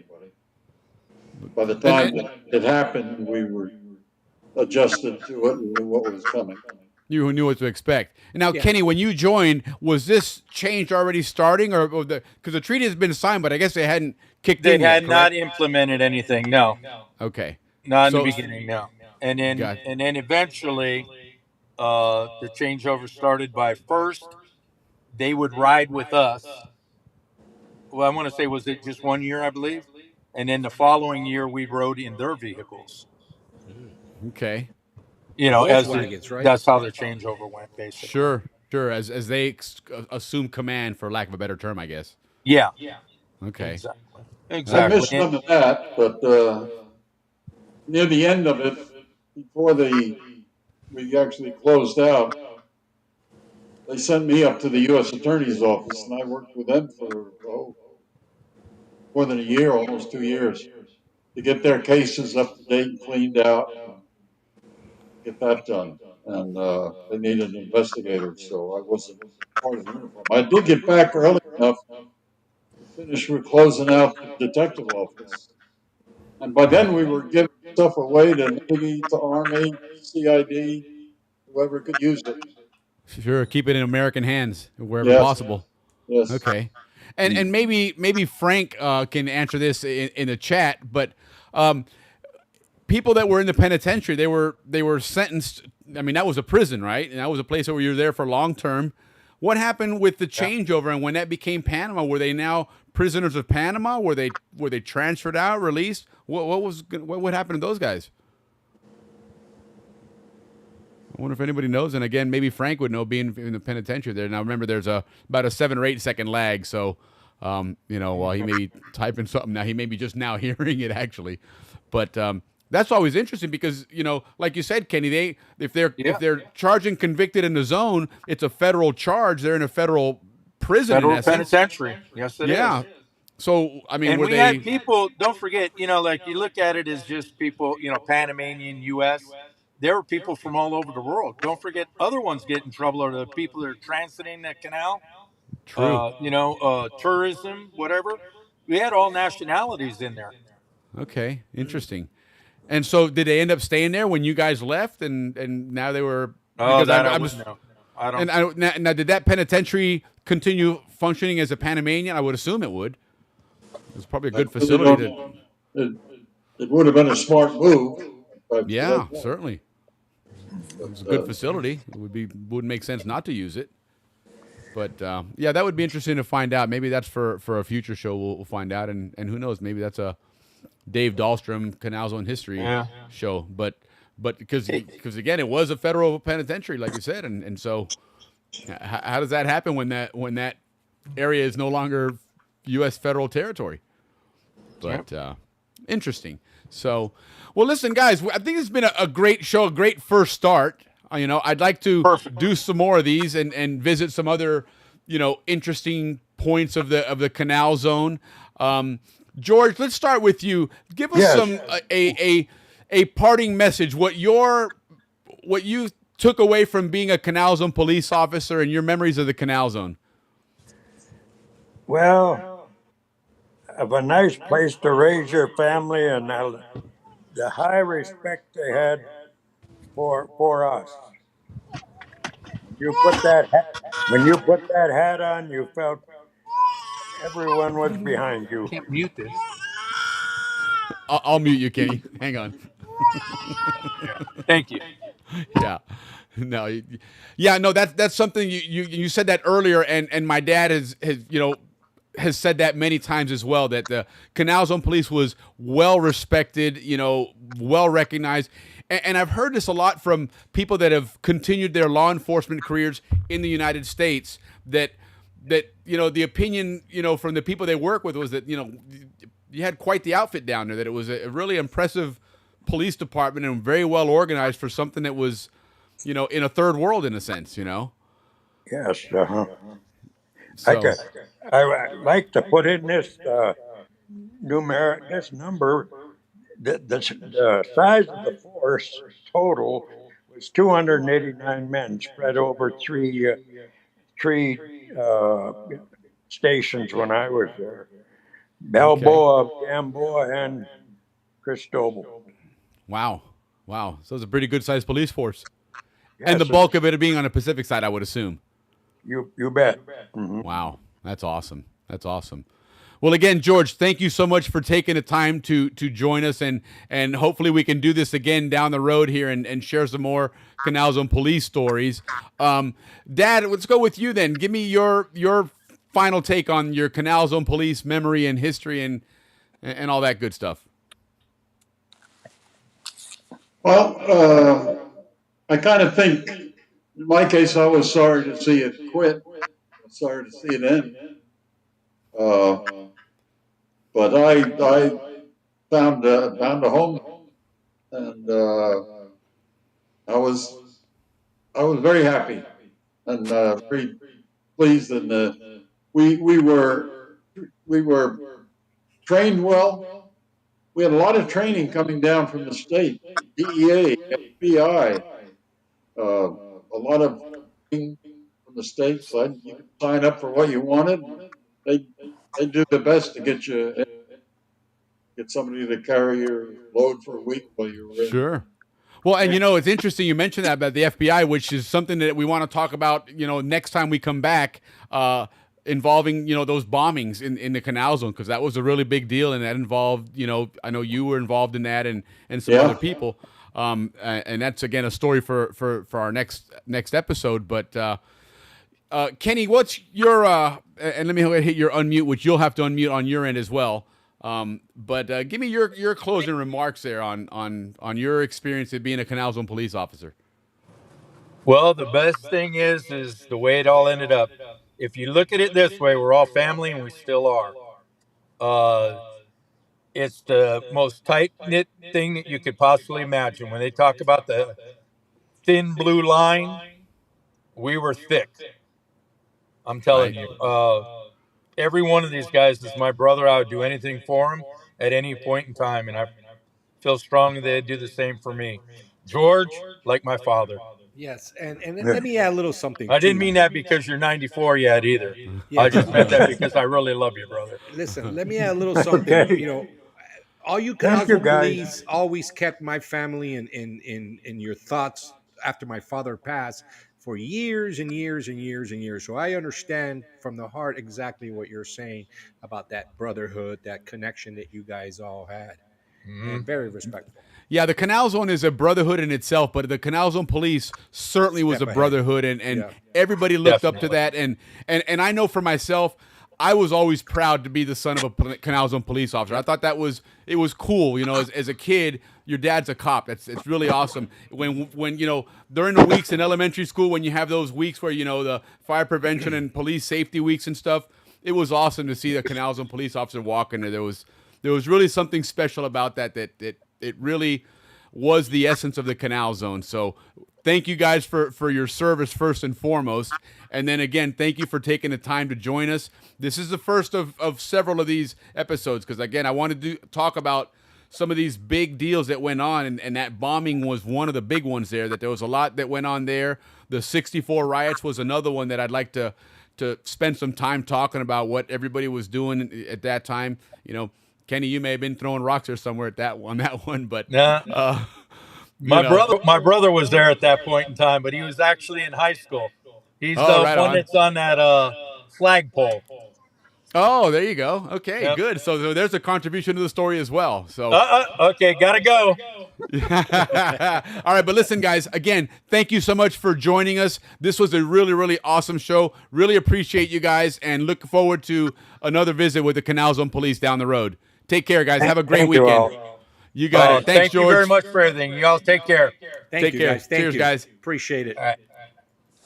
All right. Ricky, that was a lot of fun, man. That was yes, man. And there's still so much more to cover. I feel like, we just barely scratched the surface. Willie, two things about when you saw Canal Zone Police, two things immediately happened. A, you felt safe. B, you knew you had to obey the laws because there was no playing Yeah. around with those guys. Correct. Yeah. No, it was. You know, and you felt proud of obeying the laws, right? You felt good about it. The Canal Zone, you look at everything that was, and I always, for whatever reason, when I envisioned the Canal Zone being that special, clean cut, very orderly place, is you just look at El Prado, you know, the way the trees were lined up, the way everything was manicured, and the police department was the same way, right? Everybody looked sharp. That parade that they had at the end there, it was sad because that was the end of an era, a very special era. Yeah, I But was there. even that, you were proud of the way they did it. You know, they walked with dignity, and it was just we were proud to be, you know, a member of this community, and the Canal Zone cops really were just top notch, you know. And again, you know, Coach Harley coached me in baseball. My dad coached in baseball at one point, you know, certainly on the Rams. Coach Cotton, Coach Gordon. I mean, there was a lot of police officers. Coach Hearn at one point was a Canal Zone police officer. So these guys were really involved in our lives in a lot of ways outside of just, you know, patrolling the area and keeping us safe. Yeah. So and again, you know, people like, you know, Dodd went on to go in law enforcement himself. So there was an influence there. You know, yeah, absolutely. Victor Payne, who just recently retired. Yep. Sorry, So, I got guys, this thank funky you. cold. And listen, But tonight, and I want to. Go ahead. Sorry, one other thing I want to say as far as that influence goes, because this is something that made me feel really good one time. I had a conversation one day with Alan Deacle. And Alan Deacle, who's a Tampa police officer, I think he's retired now. I think, yeah, they're down in Panama, in fact. But Alan and I were talking one time at some Zonian function or whatever, and he said that he joined the Canal Zone police because of my dad, that him and my dad had a really long conversation, and because of that, he chose to become a Canal Zone, not a Canal Zone, but a law enforcement person. And that just made me feel really good that you know, my dad could make it influence somebody that way. But that was the Canal Zone police way of doing things. You know, it was really, you know, they kept us safe. Like you said, there was law and order, but at the same time, sometimes it was, heck, look at that pretend ticket that Kenny Gall sent me, right? For that was pretty funny, but there was a ring of truth to that, right? You know, at some point, you know, a little common sense and just listen, man, smack in the back of the head, knock that shit off, you know. And I'm going to talk to your parents, but you know, don't do it.